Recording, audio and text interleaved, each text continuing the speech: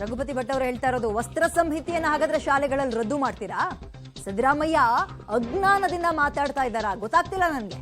CM ಉದ್ದೇಶಪೂರ್ವಕವಾಗಿ ಮಾತಾಡ್ತಾ ಇದ್ದಾರಾ ಅಥವಾ ಗೊತ್ತಿಲ್ಲದೆ ಮಾತಾಡ್ತಾ ಇದ್ದಾರಾ ಅಂತ ಬಿಜೆಪಿ ಮಾಜಿ ಶಾಸಕ ರಘುಪತಿ ಭಟ್ ಕೆಂಡಾಮಂಡಲವಾಗಿದ್ದಾರೆ. ಆಗ ತುಂಬಾ ಹೈಲೈಟ್ ಆಗಿದ್ರು ರಘುಪತಿ ಭಟ್ರು, ಶಾಸಕರಾಗಿದ್ರು. ಆ ಸಂದರ್ಭದಲ್ಲಿ ಉಡುಪಿಯಲ್ಲೇ ಶುರುವಾದಂತಹ ಪ್ರಕರಣ ಇದು, ವಿವಾದ ಇದು.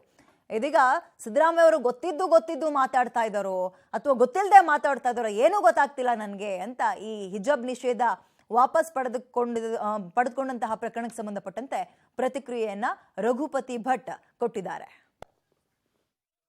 ಹಿಜಾಬ್ ನಿಷೇಧ ಆದೇಶವನ್ನು ವಾಪಸ್ ತೆಗಿತೇವೆ ಅಂತ ಸಿದ್ದರಾಮಯ್ಯನವರು ಮೈಸೂರಿನಲ್ಲಿ ಹೇಳಿರೋದು. ಈ ಬಗ್ಗೆ ಮಾತನಾಡೋದಕ್ಕೆ ಮಾಜಿ ಶಾಸಕ ರಘುಪತಿ ಭಟ್ ಅವರು ನಮ್ಮ ಜೊತೆ ಇದ್ದಾರೆ. ಸರ್, ನೀವು ಶಾಸಕರಾಗಿದ್ದಾಗಲೇ ಉಡುಪಿಯಲ್ಲಿ ಈ ಥರ ಒಂದು ಹೋರಾಟ ಆಗಿ ಆನಂತರ ಸರ್ಕಾರವೇ ಆದೇಶ ಮಾಡಿದ್ದು ವಸ್ತ್ರ ಸಂಹಿತೆ ಇರಬೇಕು ಅನ್ನುವಂಥದ್ದು. ಈ ಸಿದ್ದರಾಮಯ್ಯನವರ ಹೇಳಿಕೆಗೆ ನಿಮ್ಮ ರಿಯಾಕ್ಷನ್ ಏನು ಅಂತ? ಅಲ್ಲ, ಅವ್ರು ಯಾವುದನ್ನು ಹೇಳಿದ್ದಾರೆ ಅಂತ ಹೇಳುವಂಥದ್ದು ನನಗೆ ಸ್ಪಷ್ಟೀಕರಣ ಇಲ್ಲ. ನಾವೆಲ್ಲಿಯೂ ಹಿಜಾಬನ್ನು ಬ್ಯಾನ್ ಮಾಡಲಿಲ್ಲ, ನಾವು ವಸ್ತ್ರ ಸಂಹಿತೆಯನ್ನು ತಂದದ್ದು. ನಾವು ವಸ್ತ್ರ ಸಂಹಿತೆಯನ್ನೇ ರದ್ದು ಮಾಡ್ತಾರೆ ಅಂತ ಹೇಳ್ತಾ ಇದ್ದಾರಾ ಅಥವಾ ಹಿಜಾಬನ್ನು ವಾಪಸ್ ತರ್ತೇವೆ ಅಂತ ಹೇಳ್ತಾ ಇದ್ದಾರೆ?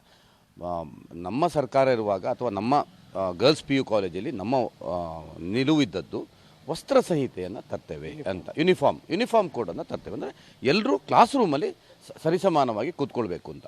ಈಗ ಅವರ ನಿನ್ನ ಹೇಳಿಕೆಯನ್ನು ನೋಡುವಾಗ ವಾಪಸ್ ಅದೇನು ಯಾವುದೇ ಬಟ್ಟೆ ಯಾವುದು ಹಾಕಬೇಕು ಅಂತಿಲ್ಲ, ಆಹಾರದಲ್ಲಿ ಮಾಡಲಿಕ್ಕಿಲ್ಲ, ನಾವೆಲ್ಲಿಯೂ ಹಿಜಾಬ್ನ ಬಗ್ಗೆ ಮಾಡಬಾರ್ದು ಅಂತ ಹೇಳಲಿಲ್ಲ. ಆವರಣದ ಹೊರಗೆ ಅಥವಾ ಕಾರಿಡಾರ್ನಲ್ಲಿಯೂ ಹಾಕ್ಬೋದು, ಕ್ಲಾಸ್ ರೂಮಲ್ಲಿ ವಸ್ತ್ರ ಸಂಹಿತೆ ಇರಬೇಕು ಅಂತ ಹೇಳಿದಂಥದ್ದು. ಸೊ ಹಾಗಾಗಿ ಸಿದ್ದರಾಮಯ್ಯನವರು ಅವರ ಅಜ್ಞಾನದಿಂದ ಮಾತಾಡ್ತಾರಾ ಅಥವಾ ಉದ್ದೇಶಪೂರ್ವಕವಾಗಿ ಮಾತಾಡ್ತಾರಾ ಗೊತ್ತಿಲ್ಲ.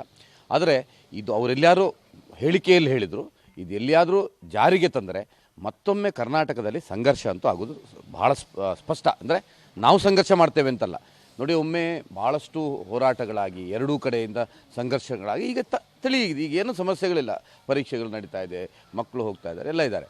ಆದರೆ ಈಗ ಮತ್ತೆ ಪುನಃ ಜಾರಿಗೆ ತರ್ತದೆ ಅಂತ ಮಾಡಿದರೆ ಮತ್ತೆ ಪುನಃ ಅದೇ ಸ್ಟಾರ್ಟ್ ಆಗ್ತದೆ. ಕೇಸರಿ ಶಾಲ್ ಸ್ಟಾರ್ಟ್ ಆಗ್ತದೆ, ಕೇಸರಿ ರುಮಾಲ್ ಸ್ಟಾರ್ಟ್ ಆಗ್ತದೆ, ಮತ್ತೆ ಗೊಂದಲಕ್ಕೆ ಸ್ಟಾರ್ಟ್ ಆಗುವಂಥದ್ದು. ಹಾಗಾಗಿ ಇದು ಸುಮ್ಮನೆ ಒಂದು ಚುನಾವಣೆಯ ಸಂದರ್ಭದಲ್ಲಿ ಸುಮ್ಮನೆ ಒಂದು ಜನರ ಭಾವನೆಯನ್ನು ಕೆದರಿಸಲಿಕ್ಕೋಸ್ಕರ ಮಾಡ್ತಾ ಇರುವಂಥ ಒಂದು ವಿಷಯ ಬಿಟ್ಟರೆ ಇದು ಖಂಡಿತವಾಗಿಯೂ ಯಾವುದೋ ಒಂದು ಶಿಕ್ಷಣಕ್ಕೆ ಸುಧಾರಣೀಕರಣಕ್ಕೆ ಮಾಡುವಂಥ ವಿಷಯ ಅಲ್ಲ. ಶಿಕ್ಷಣ ಸುಧಾರಣೀಕರಣಕ್ಕೆ ಮಾಡುವಂಥ ವಿಷಯ ಆಗ್ತಿದ್ರೆ ನಾವು ಸ್ವಾಗತ ಮಾಡ್ತಾ ಇದ್ದೇವೆ.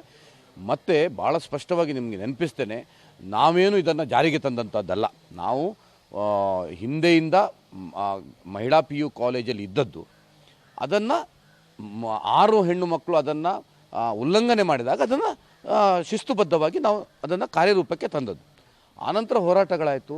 ಮತ್ತು ಎಲ್ಲಿ ತನಕ ಅಂತ ಹೇಳಿದರೆ ಸಣ್ಣದಲ್ಲ, ಹೈಕೋರ್ಟಲ್ಲಿ ಭಾಳ ಸಾರ್ವಜನಿಕ ಚರ್ಚೆಯ ರೀತಿಯಲ್ಲಿ ಆಗಿ ಭಾಳ ಚರ್ಚೆಗಳಾಗಿ ಈಗ ಹೈಕೋರ್ಟಲ್ಲಿಯೂ ಅದರ ಬಗ್ಗೆ ಆದೇಶ ಇದೆ.